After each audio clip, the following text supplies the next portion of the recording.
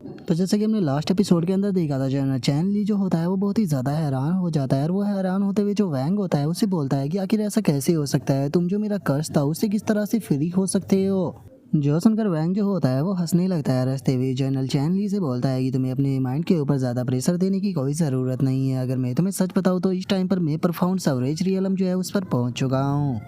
और अब इतना बोलकर जो वैंग होता है वो अपने ओरा को रिलीज करना शुरू कर देता है, जिसे देखने के बाद में जनरल चैन ली जो होता है वो हैरान होते हुए बोलता है कि आखिर ऐसा पॉसिबल भी कैसे है। मुझे बहुत अच्छे से याद है तुम्हारी कल्टीवेशन जो थी वो नोबिलिटी रियलम की पीक पर थी, तो अगर तुम यहाँ पर ब्रेक थ्रू भी करते तो उसके बाद भी जो तुम्हारी कल्टीवेशन थी वो हाफ स्टेप पर फाउंड सवरेज रियलम पर जानी चाहिए थी। तो फिर आखिर ऐसा कैसे हो सकता है, तुम्हारी कल्टीवेशन जो है वो डायरेक्टली यहाँ पर परफॉर्म सवरेज रियलम पर कैसे जा सकती है। मैं जानना चाहता हूँ कि आखिर तुमने ऐसा किया कैसे, या फिर इसका मतलब ये हो सकता है कि तुमने अभी तक अपनी जो कल्टीवेशन थी उसे यहाँ पर छुपा कर रखा हुआ था। और अब वैंग की पावर को देखने के बाद में टियानजिन सेक्ट की जो एल्डर होती है वो भी बहुत ज़्यादा हैरान हो जाती है, और हैरान होकर चिल्लाते हुए बोलती है कि जो डिवाइन इमोर्टल सेक्ट का मास्टर था वो तो यहाँ पर बहुत ज़्यादा पावरफुल निकला, वो तो यहाँ पर जो चैनल चैनली है उससे भी ज़्यादा पावरफुल निकला। तो क्या इसका मतलब ये है कि यहाँ पर कोई भी पर्सन ऐसा मौजूद नहीं है जो कि डिवाइन इमोर्टल सेक्ट के साथ में पंगा ले सके। आखिर जो ये डिवाइन इमोर्टल सेक्ट है ये क्या चीज़ है, और ये इतना ज़्यादा पावरफुल कैसे है।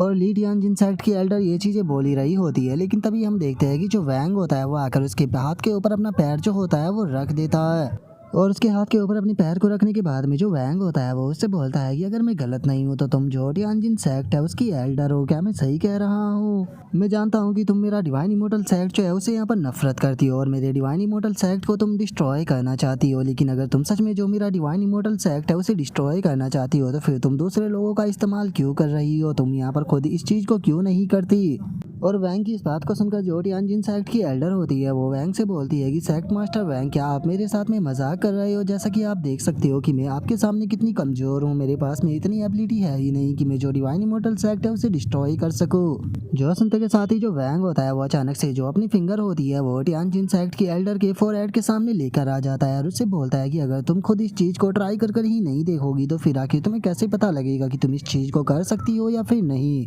और अब इतना बोलते के साथ ही जो वैंग होता है वो एक एनर्जी को सीधे जो टियानजिन सेक्ट की एल्डर होती है उसके फोरहेड के ऊपर मारता है, जिसका हम देखते हैं कि अचानक से उस फोरहेड के ऊपर एक सिंबल जो होता है वो बनना शुरू हो जाता है। और अब जो वैंग होता है वो ली टियानजिन सेक्ट की एल्डर जो होती है उससे बोलता है कि मैंने जो तुम्हारी बॉडी है उसके अंदर अपनी प्रोफाउंड एनर्जी जो है उसे डाल दिया है। अगर तुम इस प्रोफाउंड एनर्जी को अच्छे से एब्जॉर्ब करती हो तो तुम आसानी से प्रोफाउंड सवरेज रियलम पर जो है वो पहुंच जाओगी। और मैं जानता हूँ कि तुम मेरे डिवाइन इमोर्टल सेक्ट को जो है वो डिस्ट्रॉय करना चाहती हो, तो अगर एक बार तुम्हारी कल्टीवेशन जो है वो परफाउंड सवरेज रियलम पर चली जाती है तो उसके बाद में तुम आसानी से जो मेरा डिवाइन इमोर्टल सेक्ट है उसे डिस्ट्रॉय कर पाओगी।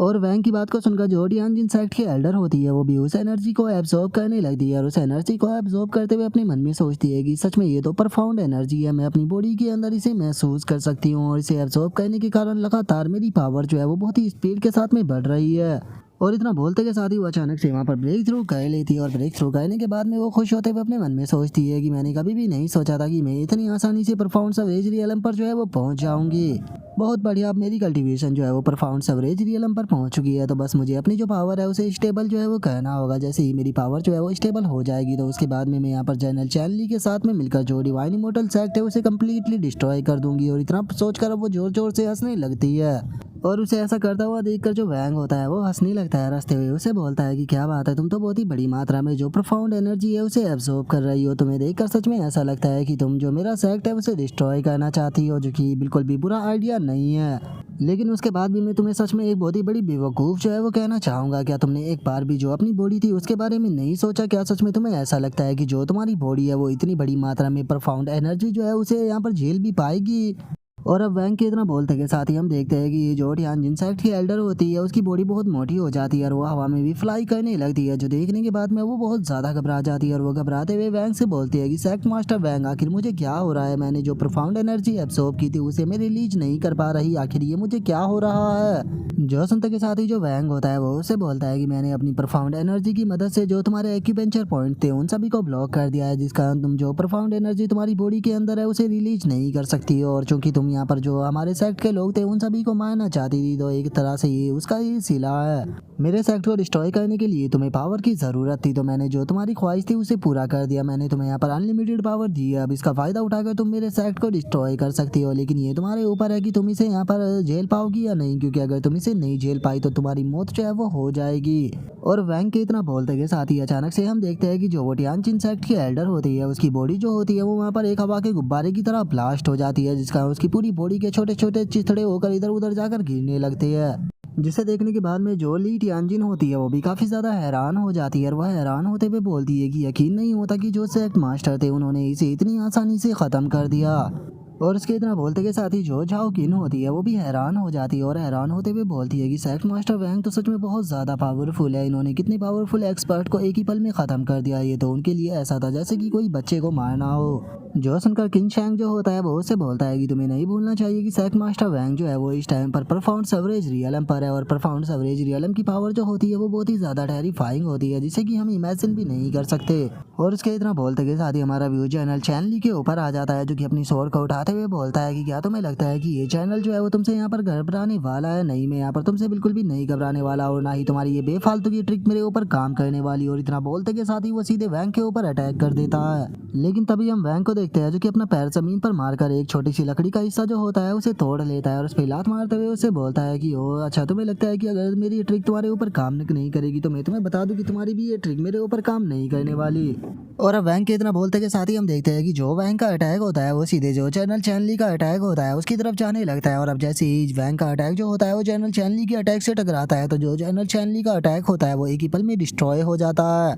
और अब इस चीज को देखने के बाद में जनरल चैनली जो होता है वो हैरान होते हुए बोलता है कि क्या यही असली पावर होती है रियल परफाउंड सवरेज रियलम की, क्योंकि मैं हाफ स्टेप परफाउंड सवरेज रियलम पर हूँ, लेकिन उसके बाद भी एक छोटी सी लकड़ी से इसने यहाँ पर मेरे अटैक को डिस्ट्रॉय कर दिया। लेकिन अगर उसके बाद भी तुम्हें ऐसा लगता है कि तुम मुझे यहाँ पर हरा सकते हो तो तुम बहुत बड़े बेवकूफ़ हो। जो सुनते के साथ ही जो वैंग होता है वो उससे बोलता है कि वो लगता है कि तुम यहाँ पर जो अपनी स्ट्रेंथ है उसे कुछ ज़्यादा ही समझ रहे हो। सच बताओ तो तुम्हें हराने के लिए मुझे यहाँ पर अपनी जो पावर है उसका इस्तेमाल करने की भी ज़रूरत नहीं है। तुम्हें हराने के लिए तो मेरे सेक्ट का केवल एक डिसाइपल जो है वही काफ़ी होने वाला है। जो सुनते के साथ ही जो वैंग के सभी डिसाइपल होते हैं वो भी हैरान रह जाते हैं। और अब जो जनरल चैनली होता है वो वैंग से बोलता है कि मैं इस चीज़ को मानता हूँ कि अगर तुम मुझसे कहोगे कि हाँ तुम मुझसे ज़्यादा पावरफुल हो तो मैं इस चीज़ के ऊपर यकीन कर लूँगा, लेकिन अगर तुम मुझे ये कहोगे कि जो तुम्हारे डिसाइपल है वो मुझे हरा सकते हैं तो मैं इस चीज़ के ऊपर बिल्कुल भी यकीन नहीं करने वाला। जो सुनते के साथ ही जो वैंग होता है वो यूनफी को आगे बुलाते हुए उसे बोलता है कि यूनफी, मैं चाहता हूँ कि तुम इसके साथ में मेरे लिए फाइट करो। जो सुनने के बाद में यूनफी भी हैरान रह जाता है और बोलता है कि मास्टर क्या आप चाहते हो कि मैं हाफ स्टेप परफाउंड सवरेज रियलम के एक्सपर्ट के साथ में फाइट करूँ?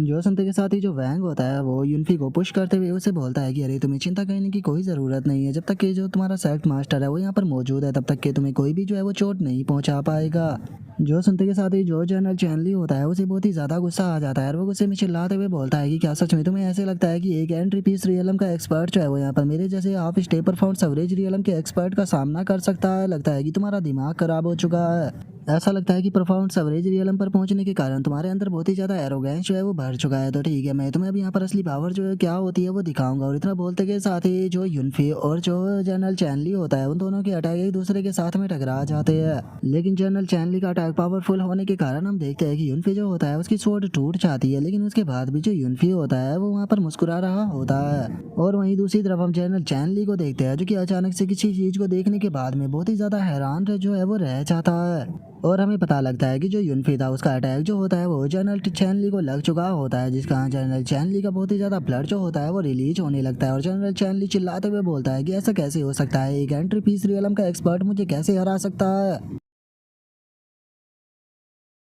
और अब जनरल चैनली के इतना बोलते के साथ ही हमारा आज का एपिसोड जो होता है वो यहीं पर ही कंप्लीट हो जाता है। तो नेक्स्ट एपिसोड के अंदर देखिए कि आगे क्या होता है। अगर आप लोगों को वीडियो अच्छी लगी हो तो लाइक करना, चैनल को सब्सक्राइब करना। मैं मिलता हूँ आप लोगों से नेक्स्ट एपिसोड के अंदर, तब तक के लिए बाय बाय गाइस।